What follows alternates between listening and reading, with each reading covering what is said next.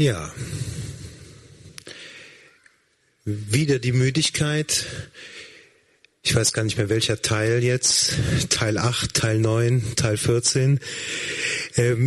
Wir machen jetzt nochmal so ein bisschen ein anderes Format. Und zwar werden wir jetzt in der nächsten Stunde 3 Abschnitte erleben mit 3 unterschiedlichen Moderatoren, mit unterschiedlichen, aber auch denselben Gästen. Wir werden beginnen mit Ahmed Asery. Willkommen. Oh, macht ihr das Mikrofon noch an, bitte, für Ahmed? Thank you. Perfect.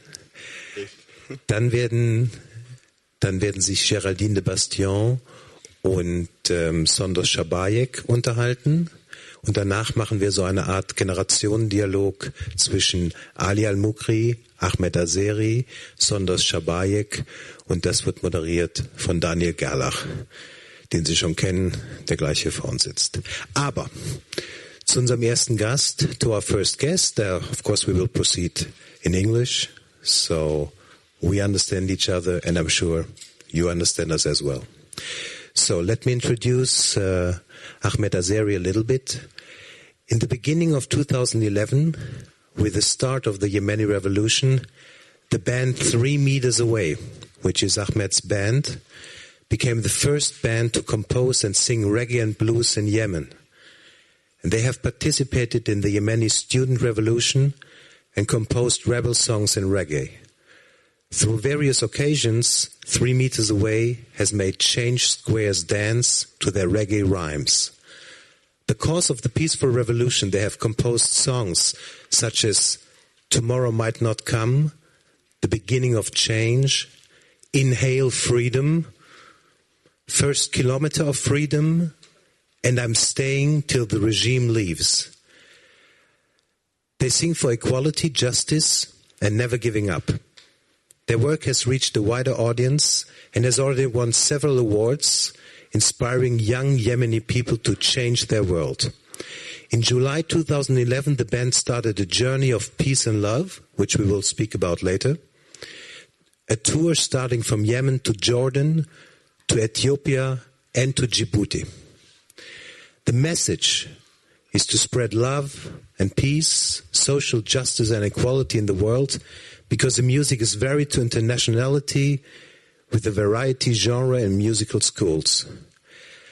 So, Ahmed, maybe in order for everybody to get an idea and to understand what you do and who you are in connection to the Yemeni people, I would maybe ask our colleagues at the Technic to just play a little excerpt of a concert, your band, and I think this is very important, that this is not Ahmed Asery and his band, but there is the band. And would you please name the 5 people who make the band up? Yes, Shadi Nasher, the drummer, Hassan Al-Malik, the bassist, and Omar Saad, the harmonica player. And we have also another pianist in the band that comes sometimes and plays with us and compose together. That he wants to remain anonymous because of, the Yemeni society. Obvious reasons. Obvious. And I understand that this is really a collaborative effort you're doing. Yeah. That means it has nothing to do with this kind of, let's say, what we know in the West many times. There's this one leading figure and the rest of the band are not important, can be exchanged. But I think in your band, everybody works in a collaborative spirit. And some of this, please, Stefan, roll it.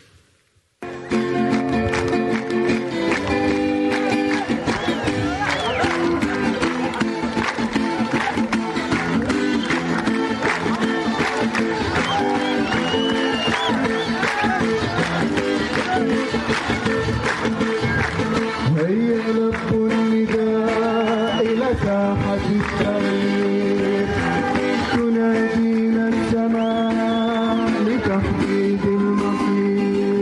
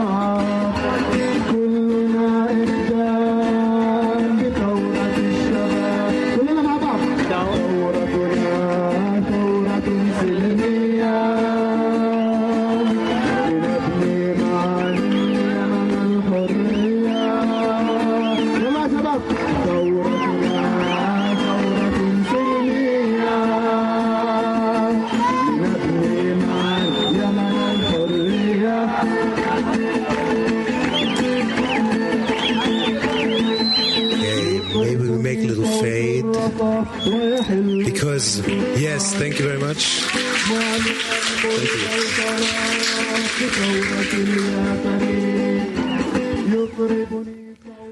Because later Ahmed will play live. He will play here, a little medley, but also at 9:45 at the end of the festival, he will play live down there on the escalator.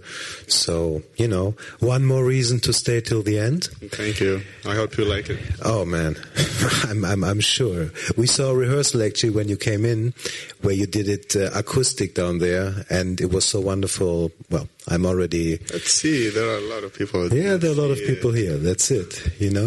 And there were a lot of people on the square. So maybe you give us an idea first, what kind of occasion was this where you were playing right over there? This is the sit in the Change Square in Sana'a, the capital, and we protest there for the change, the political change in the Yemen revolution. We started the revolution in 2011, and right, I was thinking like...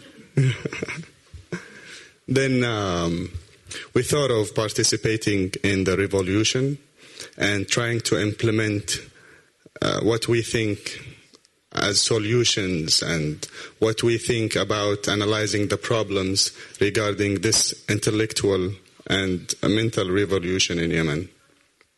Yeah, you speak of 3 steps you and your band are going through in the development of your position towards the revolutionary steps that are taken right now. So you define this as step 1, the revolution itself, 2011. Step 2, the Peace and Love Tour, where you have been gone, as we said, to several other countries to spread that message. And the third step you describe as, well, what now? The presence, preparing to work inside of Yemen. Yes. So maybe you can kind of lead us through those steps you have planned out and you have taken already. Yes. Last year it was the political change time. People in Yemen decided that they wanted a different regime. They wanted different people to lead the country, different president. And we participated in the Yemen revolution from the beginning because we thought that if we want to have a change for what we think in 3 meters away is good for the community and good for the human, we better start from the beginning. Not to and be involved in the process of this cultural and ideologies change from the middle or the end of the process. It is still going, and it started with the political change in 2011, the Yemen Revolution, the Jasmine Revolution. And we are singing for human rights, and we are singing for the people, for what the human on the basic level needs to have. And this is, from our experience in life, from what we are living in Yemen. We live in Yemeni society, and we express the needs, we express the fears of everybody, ourselves and people. We don't say we talk in the name of the people, we talk in the name of ourselves. Mm-hmm. And because we are sharing these worries, these problems in the society with other people, so we are talking about everybody. And the second phase of this journey was the Peace and Love music tour, mm-hmm. where we faced difficulties and a lot of threats in Yemen because... Why?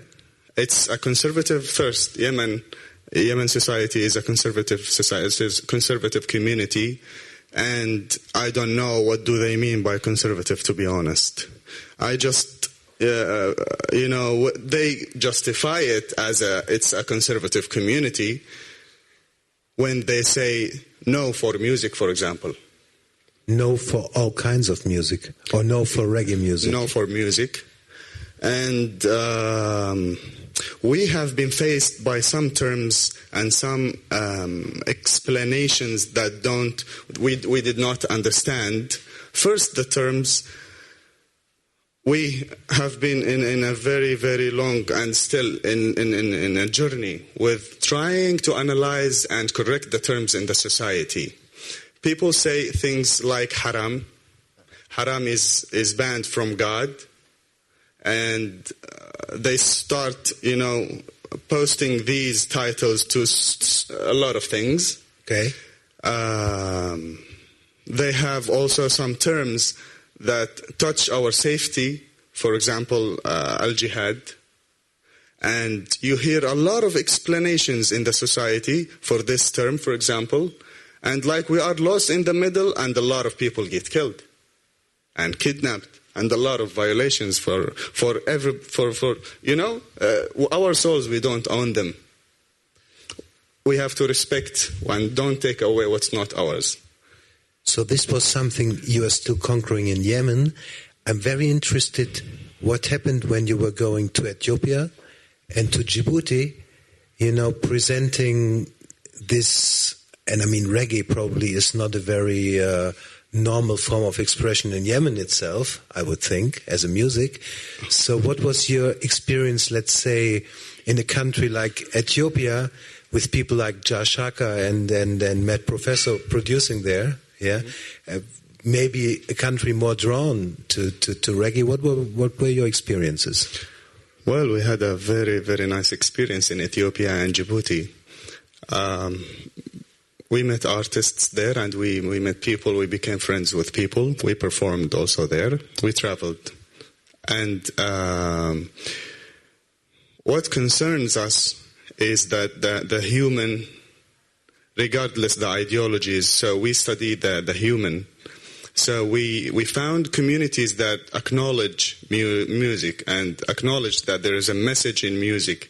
And we have learned from them a lot. We met great artists in Ethiopia and Djibouti. We have worked together with them. They supported us and pushed the process of this humanitarian message that we are trying to deliver through music. We recorded a lot of recordings, and they helped us develop, because we just started to play music in 2010, not very long time. Wow, because I was so impressed that actually you stopped your studies of medicine, which I heard you have just finished, actually. So we have here a doctor and a musician sitting, which I think is an amazing feat, to be in the revolution and become a doctor at the same time. I don't deserve to be called a doctor, but I'm trying to deliver the message of what I know and what I believe in through music. And I don't think, I'll be practicing medicine. I don't know. Never know. Well, let's see. Actually, to move to the third phase, you have made a song about what you call geographic discrimination and extremism. You call it No Geographic Discrimination and No Extremism. Yes, a song that, if I understand properly, connects to the strategy of your band to be in Yemen and to be, let's say, positively critical, to deliver a positive message, yes, that doesn't only say, no, don't do this, but also advises and gives news how, let's say, a possible future society can look like. So can you give us an idea what that means, geographic discrimination and extremism? Yeah, actually, we made that up. Yemen. Yeah, we made that word up. It's not like, as you said, yes, it's a term that we came with, as long as we understand the what do they call it? Like the meanings, the dimension. Yes. The dimensions of what this word means. And we write songs, and we take care of the lyrics, what we write about. So we came up with this term, geographic discrimination.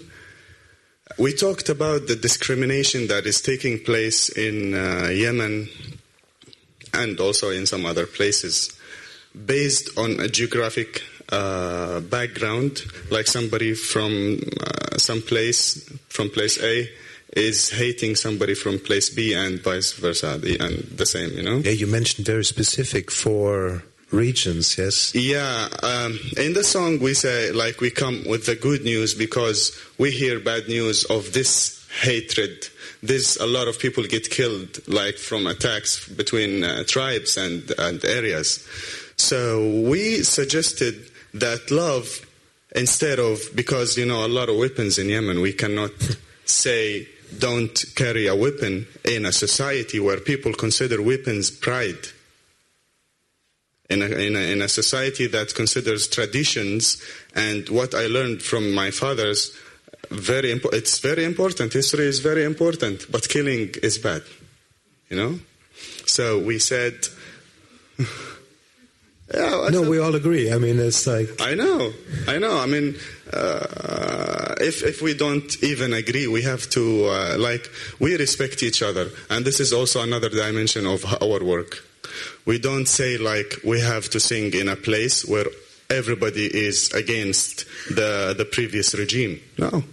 We have to go sing at the place of the previous regime as well for them, and try to criticize. And here comes the preparation and the song, and how do you approach the people who are listening to you, and how you are writing and making your artistic work as much as you can good. So we don't attack like a person or a group directly, straightly. We attack the ideas. We attack the idea of killing. We try to bring a problem and utilize the whole surrounding and the environment of the problem and its etiologies. Then we try to find like ways to express what we think about this problem, and then we put a conclusion of what we think is a solution for these problems. We have been activists, Shadi, Nasher and I, since 2007 in local organizations and NGOs that do youth events. We have been doing things for gender. We have been trying to do things for the environment in 2009 and 2008 and 7. And we did like something that we believed should be dominated in Yemen. Yemen is a beautiful country, very nice people, but it's the ideologies and how you promote, or how these things are being promoted for a long time ago. So it seems to me, since we're discussing, let's say, this relationship between being an artist and being an activist, this doesn't seem to be even a question for you. You are both by definition. It's not different. You have a message. A lot of people discuss and say artist, and mention also that there are some musicians and some painters that don't have a message. I believe that every single person has a message in his life, but the message differs from being towards for the sake of the others and yourself, or the situation is hard enough and you try to focus on your people and the surrounding next to you and your children and yourself. So we have the responsibility for both. Like, we all share this responsibility. We are healthy, we can talk, can run, can go, can bring, let's do events for education. Education is very important, and the environment also is very important. It doesn't need yes, there are needs, and some big events need a lot of effort and preparation, but let's start from small to big, you know? This is what we believe in. So, grassroots work, yes? Very, very important. And because, like now, hatred, and in so many places in the world is being promoted for, or being practiced. And there are some terms we see in the media, it's called terrorism. When I hear this word, the only thing I hear next is a number of people killed, for example. We try to promote for peace and harmony for people, because these groups started to promote for their own ideologies towards the killing of human souls through grassroots development. It's called grassroots work. They are destroying human lives. We are trying to say, like, now in Yemen, let's start with Yemen. Okay. We are living in that society. We are responsible. So you're occupying this word again in a positive way, yes? We are trying to share people our message, and we hope people listen and at least make a comparison between the end product of hate and the end product of love. You have written one wonderful text. I mean, you have written many wonderful texts, but one we want to speak about maybe before we go to the little concert. This is the song "Nothing Impresses Me," yes, which actually in its full form we will listen to tonight. Mahmoud Darwish, the great poet, he wrote this as one of the latest works of his, and it has a story we can discuss because I had the feeling it basically, if I understand properly, it's about a bus. Let's say just the simple story. It seems to be simple, yes. People stepping on a bus on different stations, traveling together, being thrown together at random by accident, but then they become a group in this bus. And I think the great thing about song texts is that something that might seem banal if you have it like in an intellectual context becomes so clear and straight if it's being combined with your music. And in the end, you say in this text that the angry driver replies, "We are close to our last stop, get ready to leave." They, the people who sit in that bus, say, "We want what is beyond the station, so go." As for me, I say, "Drop me here. I am like them, nothing impresses me, but I am tired from traveling." Now, that could seem like a pessimist message, just reading the text. Yes, in the sense, okay, you've seen it all, and you're just tired. But probably that's not really the meaning. This is how we read it and how we understood it. You know, poetry, we say in Arabic language, al-ma'na fi batn al-sha'ir. The meaning of the poem is in the is the stomach, inside the writer, the poet. We say the same in German. What do you say in German? It's Bauchgefühl. What? Yeah, Bauchgefühl. Oh, nice. It's easier than al-ma'na fi batn al-sha'ir. You have to teach me that, please, later. Well, we have still some time till the World Press Photo event. Oh, yes, great. We speak about that later as well. So, nothing impresses me. Yeah. There is this person, like a story also has a teller. There is no story without somebody to tell it. So, the writer puts the storyteller as one of the people involved in this experience. And Mahmoud Darwish wrote this, and we read it as a symbolic writing, and things mean things and words mean things. So at the end, the person who is telling the story of each and everyone in the bus, he says, "As for me, I will get down here, I will descend here, but I'm tired of traveling." It might look pessimist, but if we think only from one point of view, we're going to find this meaning.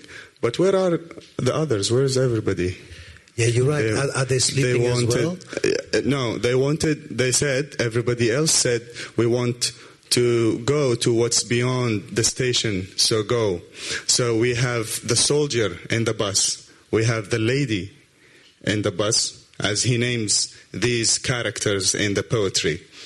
He named a soldier, he named a lady, he named a university student, and he named the person who is traveling and narrating this story. Mm-hmm. So him himself, who is telling the story, he says, لا شيء يعجبني يقول مسافر في الباص. Nothing impresses me. A traveler, a passenger in the bus says, you know, and it's kind of puts you in the text to live as one of the characters as you are telling the story of everyone around you, and also talking about the bus driver and trying to bring to the listener the feeling. And you say, and the angry bus driver said, please, we are getting close, so get down. Get out. But I say, like him, the person who is talking, I want to get down. It's like a trick, you know? We have to get the hope of the people who said, we want to be on the station. There is hope. But if he gets down, it's not like the end of the world, right? That's a very practical view, yes? But I think you have to be practical in that situation. Yes, of course. That's very important. That's very important. We like time is very important in the third phase of our work right now. Like it's not. We did not divide it as an organization. We have the first phase, and like what made us bring these words like a phase to ease for everyone to understand how we sing our songs. So these couple of years in Yemen are very, very important. And Yemen is experiencing a mentality correction and change in a lot of things. We took in the music band our responsibility to change some of the terms as much as we can, and to try to put some artistic work that people would like to listen sometimes. And understand that taking responsibility, that's like a really big underlining point you're making with your band, yes? Yeah, it's very important. I think I'm very happy now to announce that we will hear a little bit of music. Yes, I'm going to perform something from the beginning of the revolution, how we were singing at the Change Square, and then I'm going to sing something that we got inspired from the Peace and Love tour we did, and then something from this phase of real work. We have to do something right now. We have to talk and express our solutions and what we think about this transitional time in Yemen in mentality and ideologies. That's great. So you're summing up our talk musically. So please. Thank you. There's the stage.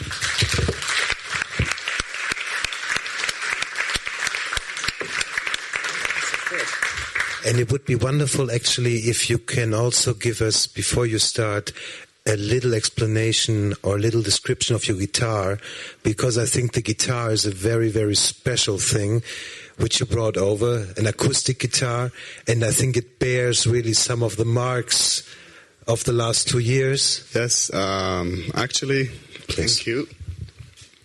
Oh, it's okay with the mic? Yeah, you can just drop it.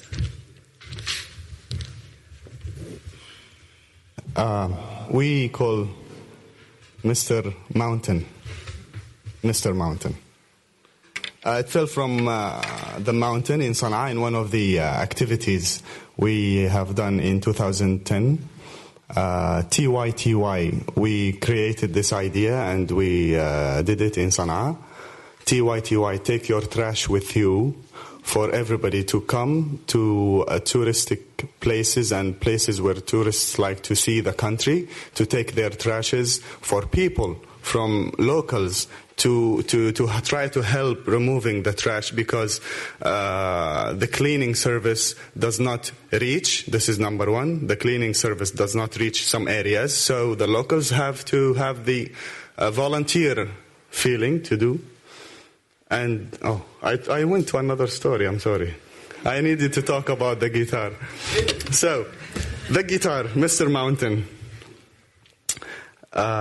This guitar has been with me from the beginning of the journey, and it's like broken everywhere, fell somewhere, and, this is like a dear friend.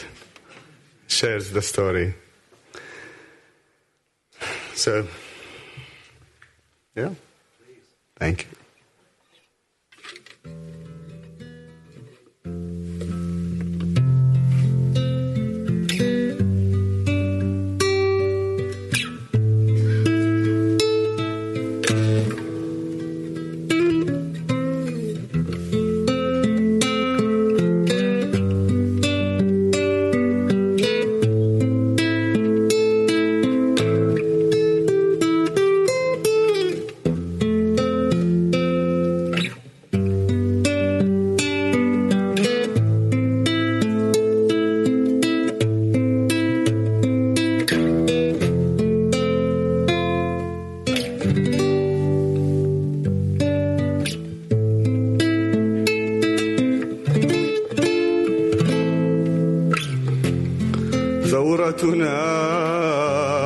ثورة سلمية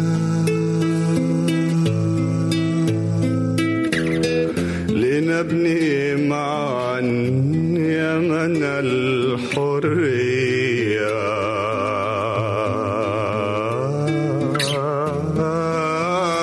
ثورتنا ثورة سلمية لنبني معا يمن الحرية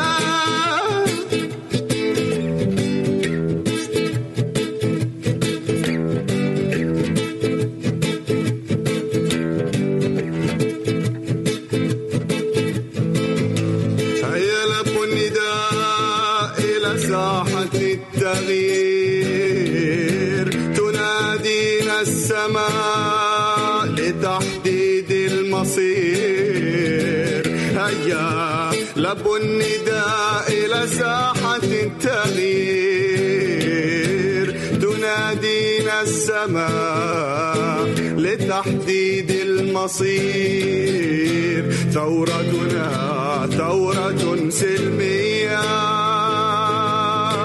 لنبني معا يمن الحرية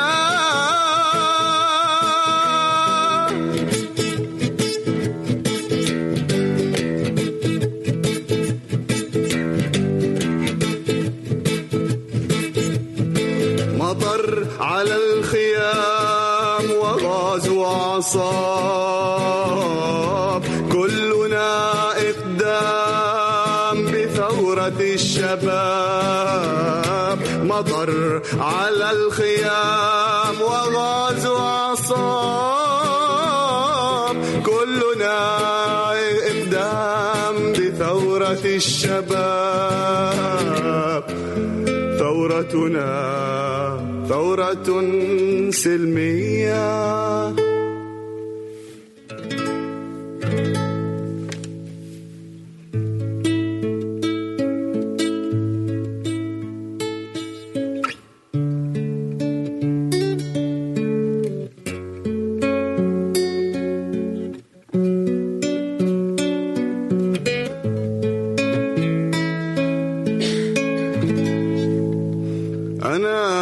كنت وحيد ومش سعيد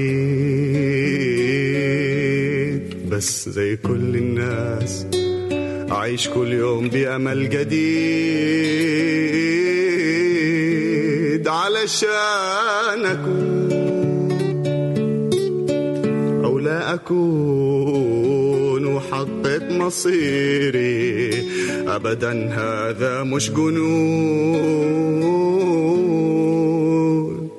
أنا كنت وحيد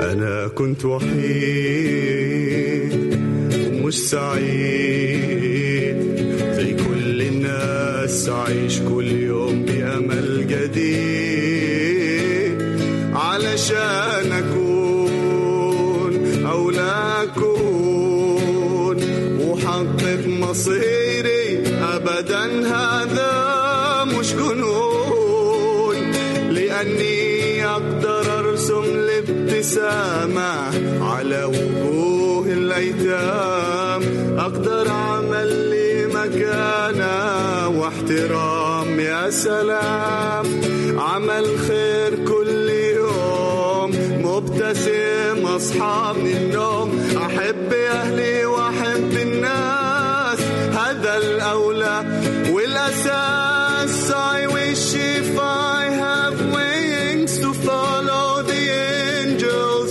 and see where they always go. This world, the universe and all the creatures, tiny details I need to know. هدفي كبير would you dare تمشي معنا مجتمعنا في بخير وبالتعليم نمحي الماضي الأليم صفحة جديدة نفتح مستقبل سليم لأني أقدر أرسم الابتسامة على وجوه الأيتام أقدر أعمل لي مكانة واحترام يا سلام أعمل خير كل يوم مبتسم أصحى من النوم أحب أهلي وأحب الناس هذا الأولى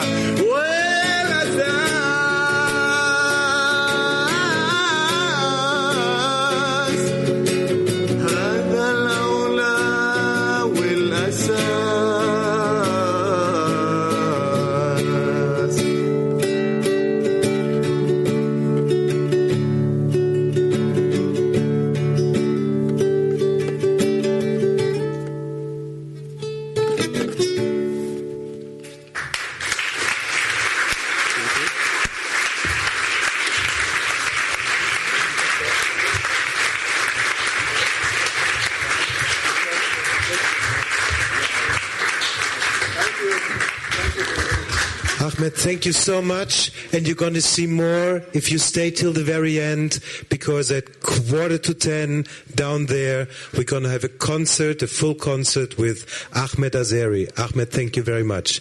And we're going to proceed right now, and I would like to call to the stage, please, Sondos Shabayek. And Sondos, come up, please. And Geraldine de Bastion. And I take away my stuff. Chuck, chuck, chuck. Geraldine, and I pass the microphone to you. Thank you. Thank you so much, Christian. I just had to stop for a minute and say hi to Ahmed because we just discovered it was a very small world phenomenon. I've just come back from a trip to Ethiopia and met the people he was staying with and playing with, so it's quite a nice coincidence here. Thank you for bringing these worlds together here at Against the Fatigue. Yes, I'd like to introduce the lady sitting next to me, although I'm sure most of you have caught her during the past 1.5 days. Sondos Shabayek is an activist, a journalist, and a theatre producer, and is the inventor and creator of a play called the Tahrir Monologues. Now, we've seen a lot of images from Tahrir Square from the past year, even from last night. And as we discussed on yesterday's panel, you are one of the people who have been very active protesting out on the streets of Cairo during the past year as well. And we're going to begin with a few questions. I would also like to invite all of you, if you have questions for Sondos, to please raise your hand and make yourself be seen. And following a little interview that we're going to do now, we're also going to get an impression of the play and a short reading. So I'd like to begin, of course, with a question. It's one thing to be out on the streets as an activist, but when was the first point in time where you actually thought of turning the experiences that you had on Tahrir Square and on the streets of Cairo protesting into a theatre play? Oh, you have your own. Well, this goes back to February 2011. I think it was on the 17th, which is almost a week after Mubarak stepped down.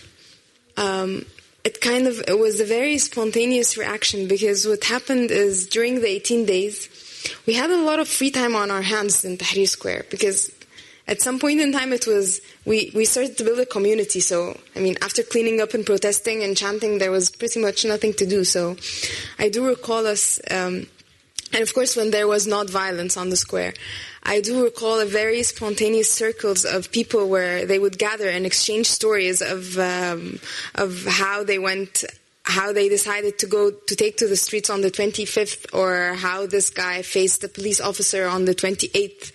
And people would tell the same story over and over again, and you'd hear the same story over and over again. And after the 18 days when Mubarak stepped down and this Tahrir community no longer existed, and I think a lot of people did feel a bit depressed, because the community that we had created, the utopian community with the very special codes that did not exist outside the square, no longer existed. So I'd go to the supermarket and I'd find the shopkeeper, hello, after exchanging greetings and so on, he'd start telling me the story on the 28th. And then I'd meet a friend and he'd start to tell me his story as well. So we kept doing that on a very casual, informal way. So I thought, we need those stories. It was our only source of, how can I say that, to keep our spirits up, especially in times when we felt that it was just an uprising and nothing's going to change. So we needed those stories to give us hope. So that's how things started. It's just an email to a couple of people who were helping me with the previous production, and I told them, how about this year, we tell the stories of Tahrir Square and not any other stories. And that was actually leading into my next question, which is very good of you. I was going to ask if this is something that you drew up by yourself, like from your memory and from your experiences, or whether it was more of a collaborative project that you worked on with different people from that community. What happened is that we started the project with a flyer that says Tahrir Monologues, that translates in Arabic, Hakawit Tahrir, stories of Tahrir. Send us your story. Where were you on the 25th and the 28th and during the 18 days? What were you doing? What did you feel? And there was a story collection process that went for, I think, since February till actually April, because our first performance was in May 2011. And so sometimes we'd go to the square and ask people to tell us their stories, and we'd write them down. Sometimes I'd interviewed them myself. And of course, I got a lot of text. A lot of text was sent by people, not necessarily authors. You'd find them just scribbling down things with very, very bad handwriting, because they're just too lazy to type it up, and then they'd send it as an image. And of course, that's the problem with asking people who do not actually write. Go ahead, write. It's okay. I'll figure out a way to read it. And of course, as a journalist, I ended up, by the end of the 18 days, I ended up having stories for myself. They weren't for publishing, but I'd just sit around on the square and I'd hear stories. And I usually go around with my flip camera, which is a tiny camera. So it doesn't really scare anyone. So every single time someone interesting on the square would tell his story, I just use the camera. So I did have what would amount to like 20 stories already using that camera. I was going to ask why you chose the title Tahrir Monologues and not Tahrir Dialogues, but now that you said it translates into Arabic stories of Tahrir, is that just a matter of translation? Actually, that's not the exact translation, because Tahrir Monologues would translate Monologuet al-Tahrir, because monologues in Arabic would translate Monologuet. So it's not really a literal translation. The reason why I chose to name it Monologues is because my previous project was an Egyptian version of the Vagina Monologues, and it was Bussi Monologues. And I believe in the technique of I believe in the school of using stories, digging up stories and presenting them in the form of monologues, where the person, the teller of the story, would go on stage, face the audience and tell his story. And I do believe in the power of a monologue, not just a dialogue. Now, you've performed this play a number of times, as I've heard, in Cairo. I'm not sure if other cities in Egypt as well. What are the kind of reactions that you've been getting? And did you have any problems putting on the play in the first place? We performed in Cairo, Alexandria, and Minya, which is South Egypt. And we just performed abroad, just one performance in Geneva last March. To the Egyptians abroad, there's this annual event where Egyptians from all over Europe gather, so we performed to them. The reactions were very, very different. Was it hard to put it on? It was hard, not for the technical reasons, for the reasons that it's usually not easy to put up a production in Egypt, especially if you're an amateur, especially if you don't have a fund and you don't have... you're just someone, and the idea of the project was to get people, normal people, to tell their own stories, so they were not actors or performers to begin with. So this was hard. The reactions were very different, but I'd say at the beginning people were very happy because, as I told you, that I really can't sit and analyze that. People needed to hear the stories all the time. People wanted to hear the stories. It's either that you were very involved, so you wanted to be reminded so that you don't lose hope. You wanted to be reminded of how big this thing that you've done is. And if you were not part of it, there was always this thirst to know more, to know different perspectives, because sometimes it was either you were stuck at home and you can't take to the streets, or you were stuck in Tahrir Square and you don't know what's happening outside. So what we were trying to do is just present different perspectives from the personal stories. So most of the time, I'd say I was lucky because reactions were really, really positive and people were very encouraging. And for example, we'd go to photocopy the program of the performance, and the guy at the shop would refuse to take money. So there was this kind of informal support that we kept getting. Of course, the further away we moved from Cairo, or the further away we moved from Tahrir Square, the different reactions, because people were not as involved, so their reactions weren't as emotional. Right. So there was definitely a difference. Should we show the film to give people a bit of an impression of what we're talking about visually? Could you please run the trailer?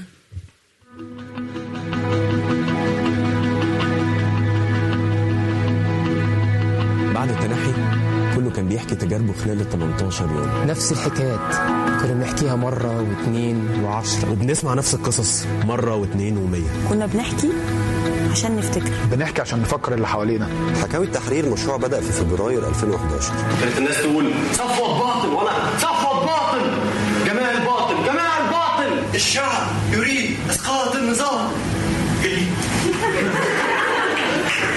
إسقاط النظام النهارده الجمعة. ما اتفقناش على كده. والله العظيم يا لازم هو النظام. احنا كنا اخوان. اوعوا تضربونا. اوعوا تضربونا. أنا ما كنتش بضحك. لما 10 مخبرين رموني على الرصيف ونزلوا فيا ضرب وشتيمه وسب دين، والظابط اللي معاهم داس بجزمته على وشي، ما كنتش بضحك. بعدين هو انا بس اللي حرقته، ما هم حرقوا خطوط وضربوا الرصاص كمان. ما كنتش جبان، بس كنت خايف على امي، كنت خايف على نفسي، كنت خايف على اللي ممكن يحصل لنا.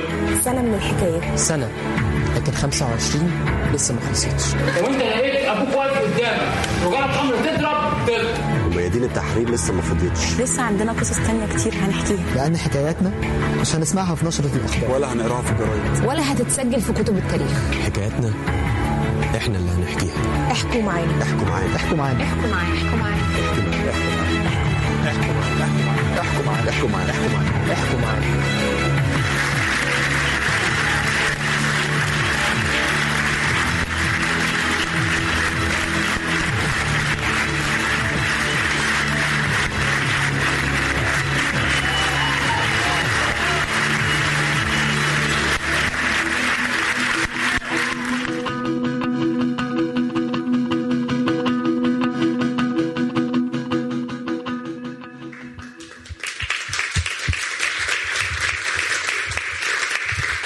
Now, before we hear a little bit from Tahrir Monologues, tell me the people that we've just seen in the trailer, who are they?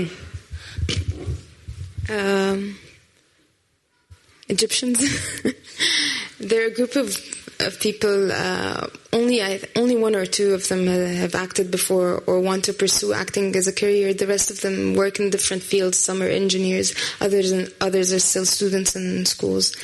But I think what kind of unites them is they're all very passionate about the cause, because we did not have usual auditions. What I usually did is I'd ask them, if you want to join the project, go on stage and tell me a story. and why would you want to join the project? Because we don't pay, it's a volunteer project, and it's a long-term one. And it was very hard last year because we had to travel and we had to stay up late for rehearsals and so on. So I think what kept them going is just that they're really passionate and they do believe in the power of telling stories. Thank you. Now, I would like to ask Bettina Grahs to come and join us to read an excerpt of the monologues.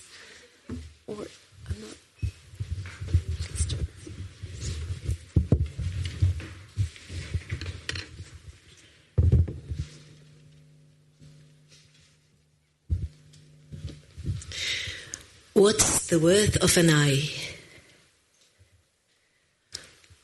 On the 28th, he was standing right by my side. He was my neighbor, my lifelong friend since childhood. We had grown up together. He was on my right, and my brother was on my left. We stood on Azra and Nil Bridge as the police rained us with tear gas, rubber and live bullets.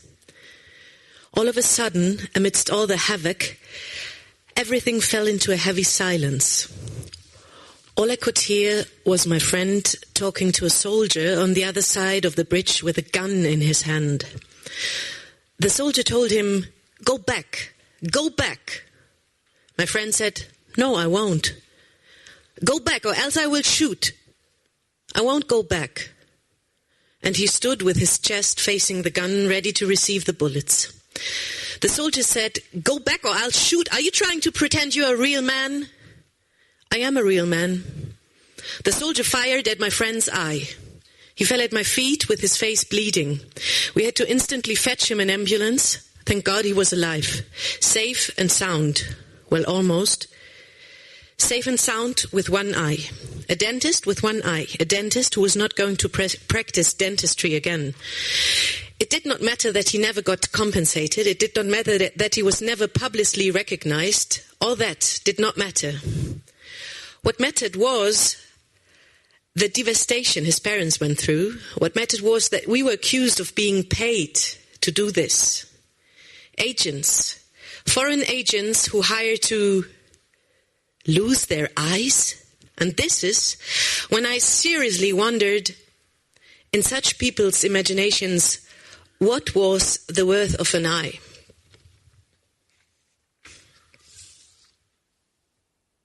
Second one. My eyes were blindfolded, my hands were tight, and I was lying on my stomach on the ground, and the soldiers were beating me up. I tried not to lose consciousness, to stay awake and focused. I almost fainted when the soldier kicked my bleeding head with his shoes, when the police officer stepped with his shoes on my face. I remembered seeing this scene on TV, in footage from wars. And I used to think that this person on the ground must be feeling very humiliated. Strangely, I felt pride. I felt I was above everything else, flying. I had no fear at all, except for my mother, who didn't know where I was. All of a sudden, someone pulled me up and asked, "Where were you?" I said, "I was protesting." He asked, "Why?" I told him a couple of reasons. He asked me about my father's and my mother's work and my life. And after he finished his investigation, he said, "We will beat the shit out of you today." Then he called a policeman and told him, "Take those two to Mr. Hossam." On our way, the soldier suddenly, he put his hands on my shoulder and said, "How fit are you?" I didn't understand the question, and I was frightened to ask. In few seconds, he uncuffed my hands and removed the blindfold and said, "Carry your friend and run away quickly." I looked at the guy he referred to as my friend. He was laying there with a detached knee. I carried him and ran.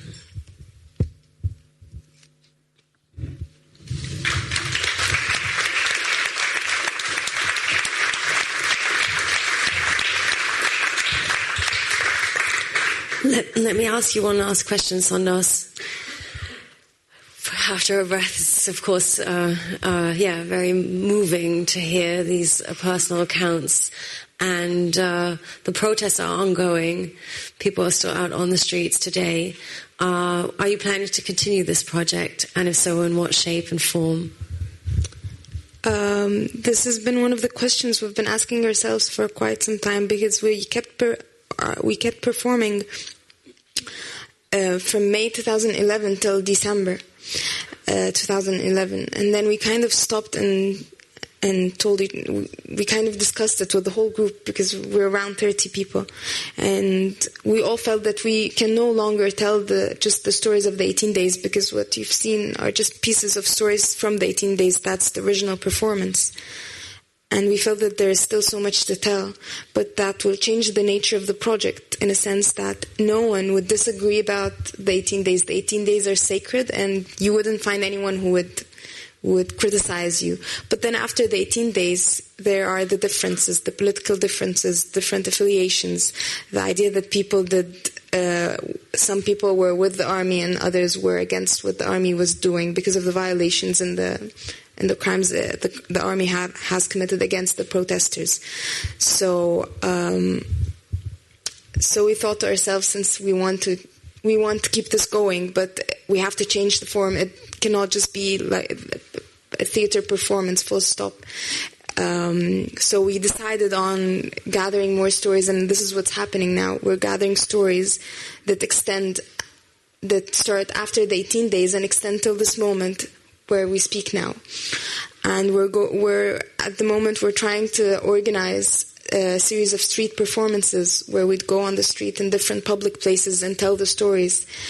So in a sense, we're playing around the idea, and I think that at this point we're not just documenting stories from the revolution, but we're also trying in our own way it's a form of resistance.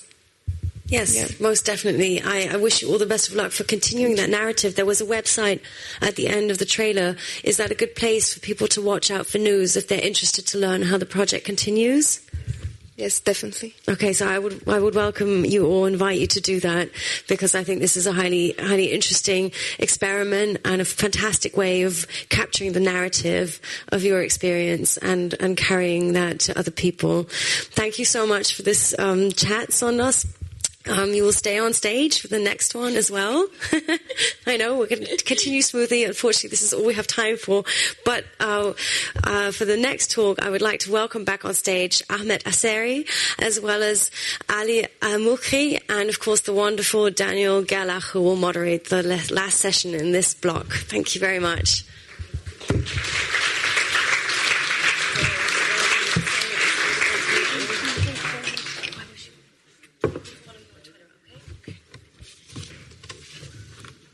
Geraldine, if I'm here to replace you, then for the only reason that you must have something better to do tonight.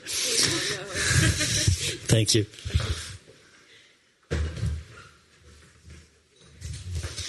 Hey, there was a few other names mentioned. I'm not the only one. Gentlemen, Ali Al-Mukri, where are you? Ahmed Asery, did you hear your name? Most welcome. Sondos is waiting for us. Oh, as you like. I will sit in the middle.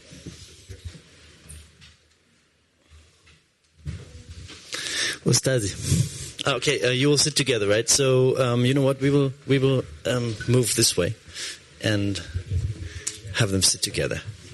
So someone's coming here? No, you'll be here. You'll be here.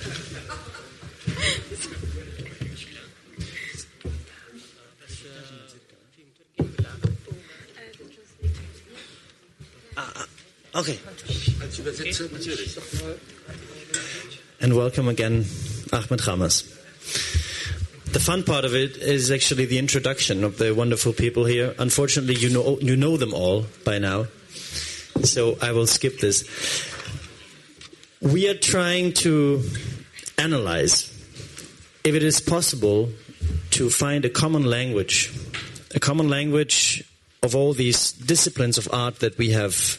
That we have witnessed today, and which are from very different schools and different generations also. So, Ali Al-Mukri, I apologize because you are now here to represent a generation which is not exactly a different generation. You have like 20 years of difference in age to these two. And this is not exactly a generation. So if I might during this conversation from time to time ask you to defend the older generation of intellectuals in the Arab world. And I know this is not fair, but this is the way it goes tonight. Ahmed, you just referred to Mahmoud Darwish. And I was actually quite intrigued by this because my perception of your music and of your style was like, this is a new generation which tries to finish off with the old school intellectuals that were kind of parts of the systems, parts of the old dreams, parts of the old unaccomplished dreams of the Arab world. And now I see that you have started to make a connection. You are performing a revolutionary song by a great Palestinian poet, the late Mahmoud Darwish. And I'd actually wondered how this matches into your form of new revolutionary and young art. Thank you. First, I believe that art does not have certain age or certain territory. It just has ways of expressing it and displaying it, projecting it to people. I believe that, like a young man who is in a community with great people from the older generation, they have knowledge, they have experience in life, and we are trying to implement some meanings that we think are the solutions in a community where they have been living in for quite a long time. So I think that we could, if we want, we could get benefit in the knowledge and the experience from these artists who are older, and we have to give respect and appreciation to what they have been spending their lives in art or work or any activity towards the benefit of humanity. But wasn't it that your generation, you're like 26, 27 years old, right? Yes. Yeah. Who took part in this revolution was also angry at the older generation who hadn't done this before, who had suffered it and had let it happen and had somehow given up hope. I'm not angry at anyone. I'm angry at the ideas. The ideas that we think are the etiologies and causes of such terrible situation that we are experiencing right now. And there is an English saying, there are some problems in the community that some people must feel guilty, but we are all responsible, And they are responsible and we are responsible for certain things to do that we have to share with people, we share with others, and ourselves, we practice it in our lives, that, we think that are the solutions for the trouble that we are suffering from, those problems that originated long time ago in their generation. And they are very welcoming. I have met a lot of great artists, and they're helping us a lot. Ali, you just mentioned earlier in your panel with Ahmed that you believe that every writer, every intellectual should keep a certain distance to ideologies. Is the revolution and the revolutionary movement an ideology that you prefer to be distant to? أنا طبعا أزيد عمرا على سندس وأحمد ب20 سنة، يعني كل واحد 20 سنة، أنا أكبرهم ب20 سنة، ولكنني أريد أن أدخل برهان معهم مع القاعة أنني أكثر شبابا منهما، يعني بما سأدخل معهم في نقاش. يعني أنا يعني مع حرية التعبير بأي شكل كان، يعني ومع أغانيهم التي انتشرت في الشوارع، مع أشكال الفنون الجميلة، وأندهش في لقطات مدهشة بالتصوير، بالرسوم، بالأغاني، بالأعمال. لكنني أنا عشت جيل قبلهم، كما قلت أنا أكبرهم ب20 سنة. كنا نسمع الأغاني التحريضية والأغاني السياسية، وكنت قريبا من اليسار. مثلا بعض الأغاني كانت تقول: تفجري كالموج يا أحقادنا النبيلة. يعني هناك أحقاد نبيلة، وهي فرقة الطريقة العراقية كانت في عدن.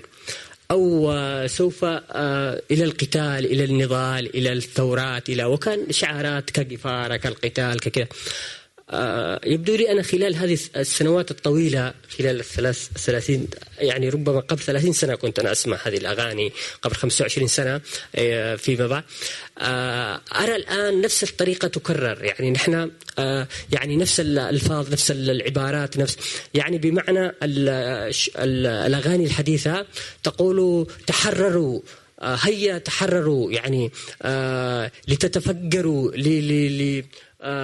يعني اخرجوا إلى الشارع. يعني هناك في أفعال حتى في اللغة فيها أفعال أمر، فيها أفعال تحريضية، يعني فيها تلقين. نفس رجل الدين هو نفسه يمارسها في الأغنية. يعني اخرجوا إلى الشارع، قاتلوا الدكتاتور، اسقطوا الدكتاتور. لا يتحدثون عن حرية ذاتية. أنا أمشي في الشارع مثلا، أنا حر، أنا كذا. يعني ما فيش ذات. هنا هؤلاء الشباب، أوكي، أيوة، هؤلاء الشباب هؤلاء يلقنون. بس لحظة، الفكرة هؤلاء الشباب يعني الأغاني الجديدة فيها تلقين، فيها تلقين وفيها تحريض، فيها لا فيها أساليب حرية أن تترك الفرد يحدد هو وجهة نظره. Okay, das ist heftig. Ja, das macht nichts. Also ich bin beim Auswärtigen Amt ausgebildet worden in Konsekutivdolmetschen, und wenn ich das nicht mitgeschrieben hätte, also dann wäre ich nicht am richtigen Platz. خذ راحتك قد ما بدك احكي، انا مسجل كل شيء وهي التعاقبيه بترجم لك. Also ich bin vielleicht 20 Jahre älter. Because we're having this discussion in English, I don't know if there are any people in the audience who don't speak German, either Arabic. So just one guy who doesn't speak German, or like, I think, is it okay? Can no, you, at least three people. Okay. Well, so what do you want? No. Okay, I will try it in English. Can you try it? It's the first time for me. I'm about 20 years older than this nice young people here. But I think, ich will eine Wette eingehen. I will bet that I'm younger than them. He said it. Don't look at me. I go to the street, I hear the music, I see the pictures, the graffiti, everything, and I like it. It's nice. But believe me, I lived this some 25 or 30 years ago. So there was a time with a politically stream or development which brings songs like Ahqad Nabila. I mean, there is something which were hate, and it's good to be hate. Also es ist gut, es zu hassen, würdig zu hassen, Sachen. This was a song from an Iraqi group in Aden. You remember Aden, the south of Yemen, at that time was socialism pure. I mean, it was very modern. In one generation, without any veil, you have women soldiers, you have women policewomen, and everything very modern at that time. So we have this revolution, we have the songs, go make revolution, we have the songs, go fighting. But this always, I mean, it's the same as I hear it now in the songs. They try to motivate the people, to push them to do anything, and this is the same what some shaykh do, who tells you what you have to do as you think. And I really wished to hear more things which gives the person, the individual, the freedom to choose for him or herself what to do.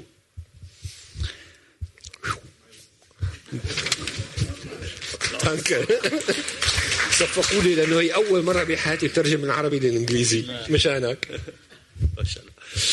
Sondos, the Tahrir Monologues, which are inspired by the feeling on Tahrir Square, were actually invented in a place which was called Tahrir long before you and the Egyptian youth liberated it.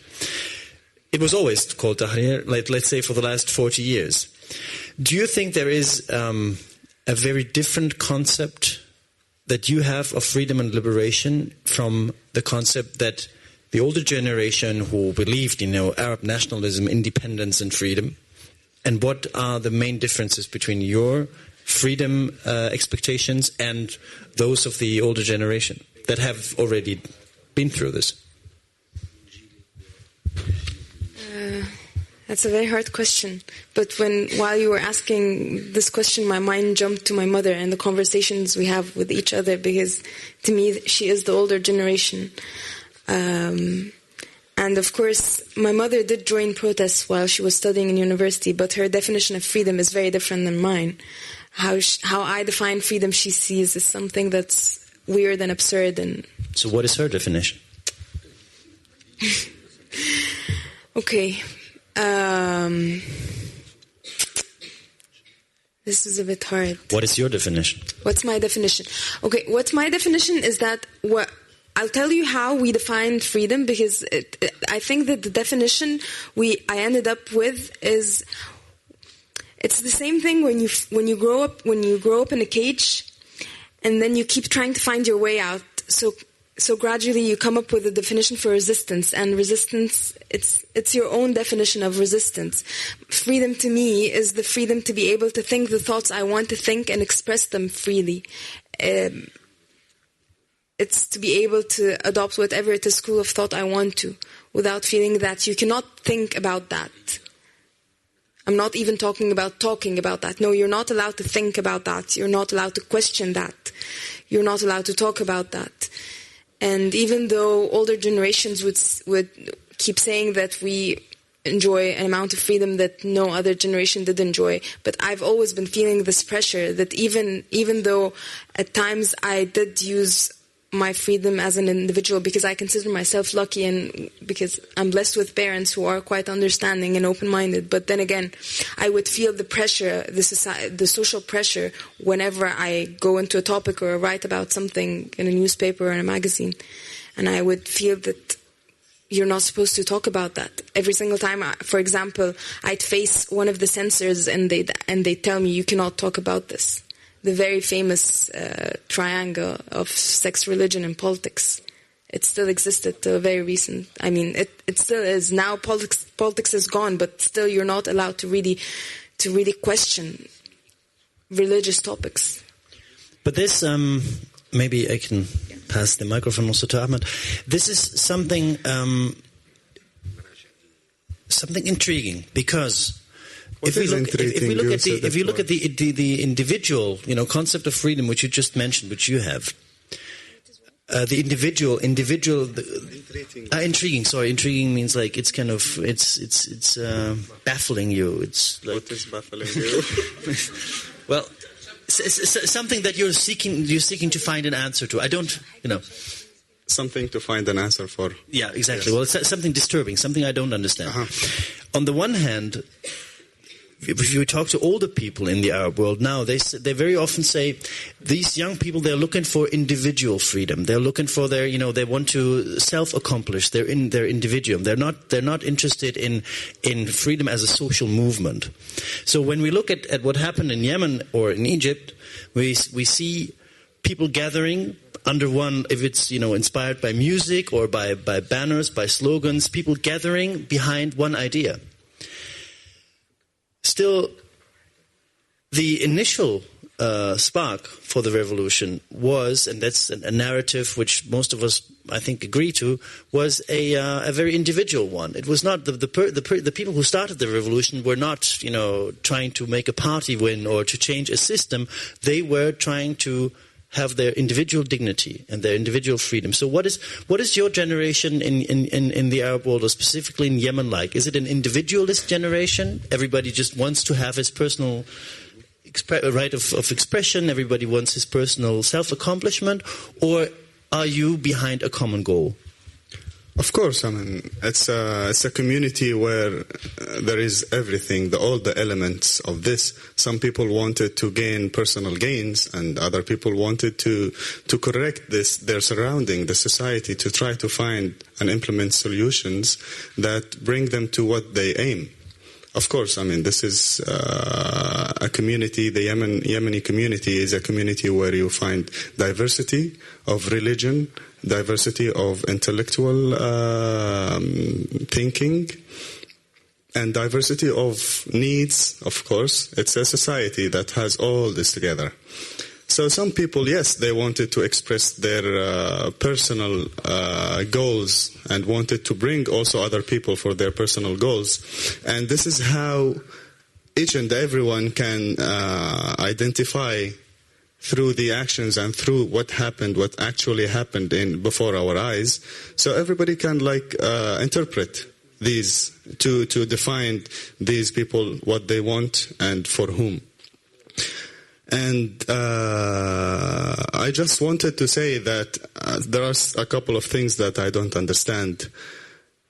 I did not understand a noble hatred. What I know is hatred, and there is nothing noble in hatred. And also, I just wanted to tell everybody that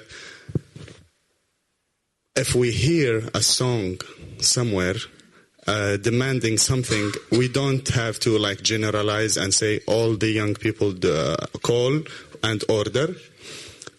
I mean, ask me for what I know through our experience. We say for people, listen to this, and we try to analyze the problem and put it down on the table in our band 3 meters away. We do discussions and debates on certain issues every time we compose a song.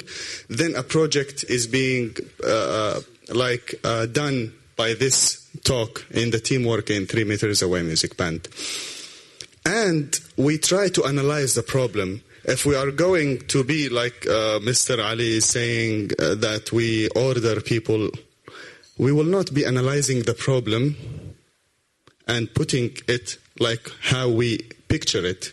Because it's in a community where there are artists, everybody who is interested in such a thing will try with his approach to put solutions for problems, not to just mention the problem.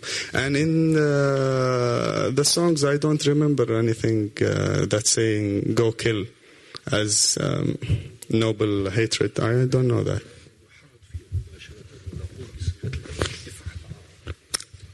Ali, you can react to this immediately. طبعا أنا أتحدث عن بشكل دقيق عن البنية اللغوية في اللغة في طريقة المخاطبة. يعني مثلا هذا القول في فعل الأمر أو في فعل التحريض أو فعل يعني كما أنت ذكرت يعني بين الفرد الذات والمجتمع. يعني الحرية الشخصية والحرية الاجتماعية. المشكلة أنه كلهم يتحدثون عندهم رسالة فنية، رسالة أدبية، يعني عندهم يريدون أن يوجهون رسالة للشعب وكأن الشعب هذا جاهل ولا يفهم ولا شيء، وأنهم يلقنوه أو يعلموه. هذا مفهوم قديم، مفهوم أيديولوجي، أن الحزب هو القائد والحزب يختصر بقيادة محددة ثم يختصر في زعيم وهو اللي يوجهه وهو الذي يوجه الشعب هذا ويحرضه. ثم يعني فنفس الفنان، أي فنان يقول لك أنا لدي رسالة، هذا مفهوم قديم جدا. أنا هنا أدافع عن شبابيتي بمعنى إنه الحرية الذاتية. أنا أتحدث إنه ممكن أتحدث عن حرية الذات. يعني الآن مثلا أنت ستسقط النظام القديم بالأنا، بالنحن، مش بالأنا، بالنحن، بالفكرة الجماعية. تأتي بهيمنة جديدة، بحركات ترى عندها شرعية للثورة، للتغيير، للكذا. كما قلت يعني أنا أتحدث بشكل تفصيلي جدا عن البنى اللغوية التي تعني الأشياء كثيرة.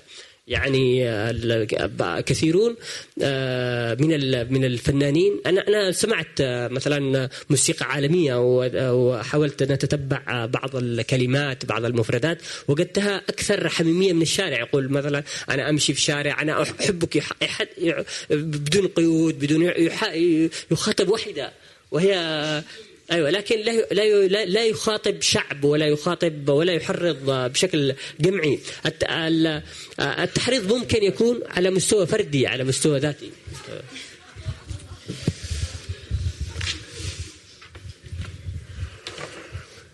Schon wieder in Englisch?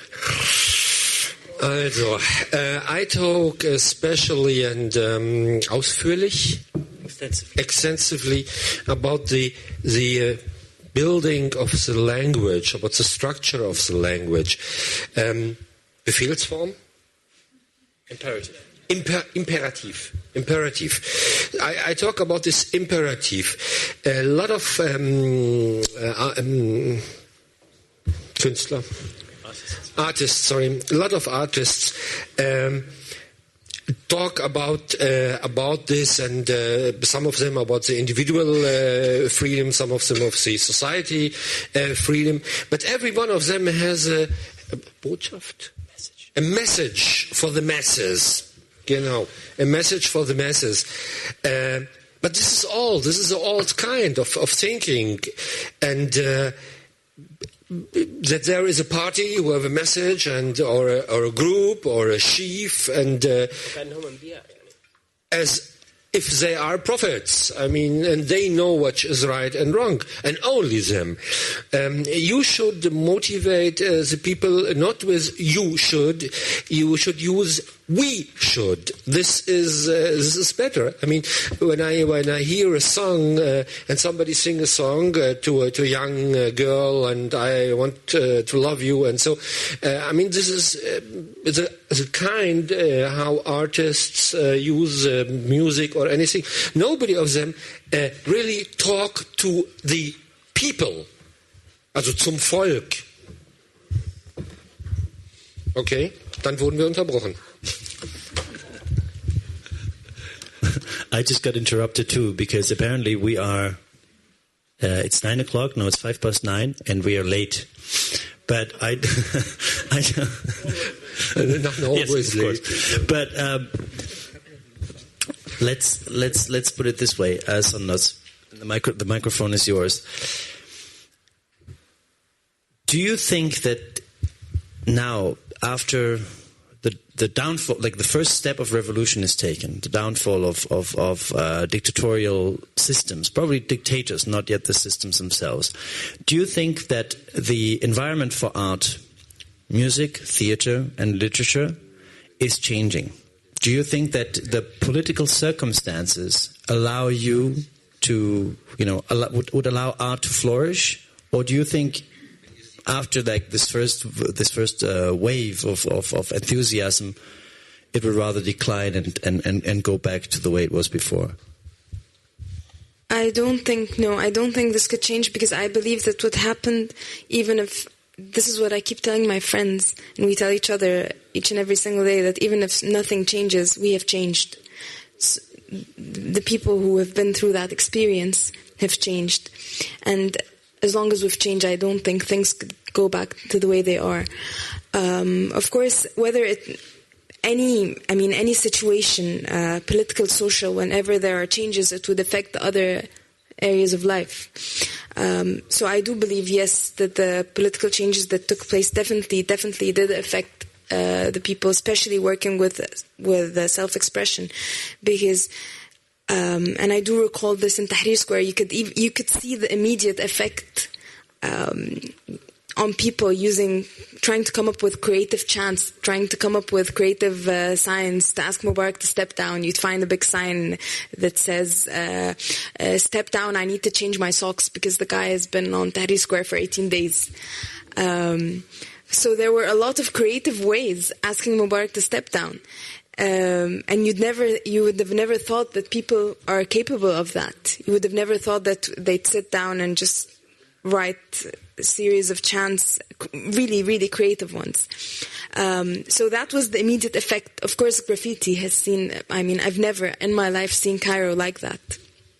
So you would say that situation of adversity, a situation of oppression, of dramatic, also violent moments, is inspiring. Very. And do you think that we would, because the main topic of this whole gathering is, trying to cope, trying to fight fatigue. Do you think that Egyptians are tired and will be tired soon? I think because Western media already are. This is maybe a core problem, but we already feel that there is fatigue around. That people are like, we've had enough of news from Egypt, of this kind of news. Giving up is a luxury that we cannot afford. Fatigue is a luxury we cannot afford. We'll leave it there. Yeah, I think we will leave this discussion there. There could be no better conclusion. Thank you very much.